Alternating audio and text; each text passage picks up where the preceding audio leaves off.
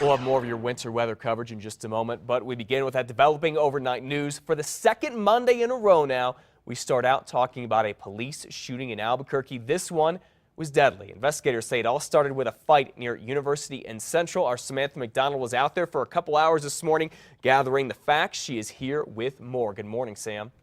Good morning, Matt. Well, I saw officers still out there this morning. This is what we know so far. Police say a man was assaulted somewhere around the southeast area. He then went to a 7-Eleven at University and Central and called 911.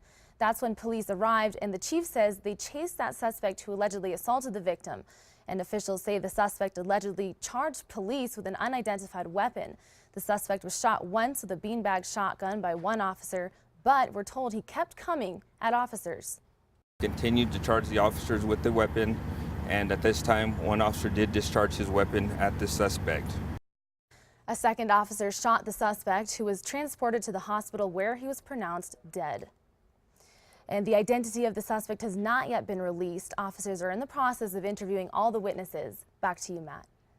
All right, thank you for the update this morning, Samantha. Chief Alan Banks says he doesn't know exactly how many beanbag rounds were fired or how many rounds the officers fired with their real guns. Now, you know, last weekend on the Sunday after Thanksgiving, police shot a man with a long criminal record and who had at least 12 felony warrants out for his arrest. It happened at a busy shopping center in Northeast Heights on Wyoming near Indian School. Chief Banks there later admitted that the man, Shane Sherrill, did not have a gun. The chief says Sherrill pointed either a metal brake pad or a knife at officers, simulating a gun. That's when 3 officers shot at Sherrill. He is still in the hospital recovering. All right, 6:03, we go back to the winter weather that continues to get colder and colder. If you were hoping for a reprieve from the frigid temperatures and the storms, sorry. As meteorologist Kristen Van Dyke told us a few minutes ago, you are in for it again today. Though if you're a snow bunny and you live up north, you're going to be pretty happy. All right, here is a look at the Raton Pass in northern New Mexico. Always a dangerous place, and it looks like it again today where some snow and ice are on the roads there. Now, as we take a look at the rest of how New Mexico looks this morning, the northern and western part of the state is where the worst of these road conditions are. It's a live look from nmroads.com. I-40 headed west out of Albuquerque toward Grants and Gallup. You're going to get slick, snow-packed and icy roads up there. The same with US 550, US 84, 285. All of it looks like a mess, and the roads in your Chama in the worst situation. All right, yesterday, crashes and icy road conditions forced I-40 eastbound to close down from Coors to the Big I, so gravel trucks could de-ice the road. This is all open again this morning. APD says alone they responded to about 35 crashes between midnight Sunday until 3 in the afternoon, including this one that happened at Eubank and Comanche. And in at least 7 of these crashes, we were told people ended up getting hurt. Be aware of your surroundings, stay off your cell phone, obviously. Drive slower. When you're approaching a red light, slow down. A lot of times we see people going through the intersection because it comes right up on them. Sounds like common sense, but again, 35 crashes just with Albuquerque police investigating. Remember, roads in the foothills often tend to be worse than other parts of the city when it comes to snow and ice. Coming up on 6:05 and some other news this morning, big support now coming out of Taos with dozens marching this weekend hoping to get a fired New Mexico State police officer his job back. About 70 people rallied through town yesterday in the cold, also to support Officer Elias Montoya. State police fired Montoya Friday for shooting at a minivan right here. This is dash cam video. That minivan had a mom and her 5 kids inside.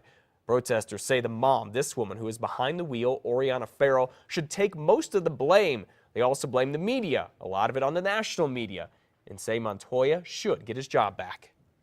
I think that Ariana was portrayed to be this great mother, when in reality no rational person reacts like that to a simple traffic stop. And I think they were just doing what they felt was best for their community. Elias Montoya's attorney says the former officer will appeal his firing. We'll keep you updated. Well, some religious leaders in Albuquerque are hoping to bring calm to the heated talks and even protest about the state's new teacher evaluations. Church groups, parents, teachers, and more all met last night here at the 20th annual Albuquerque Interfaith Convention. State education reform was a central focus. They're now calling on the state to listen more to teachers about how these new evaluations are putting even more stress on them. Everything is coming so fast and furiously that people are feeling overwhelmed, and good teachers are afraid they're also afraid to speak up. Interfaith leaders say they will have a lobbying group together working at the legislature next year to help represent teachers. Well, a civil suit filed against ex-APD cop Levi Chavez for his wife's death has now been settled. Back in July, Chavez was acquitted of murdering his wife, Tara. Then on Friday, we learned Tara's family and Levi have agreed to give more than $330,000 from her estate to the couple's 2 children. That includes a portion of the $230,000 APD settlement, $100,000 from her life insurance policy, and $7,800 from the insurance policy on Levi's truck there.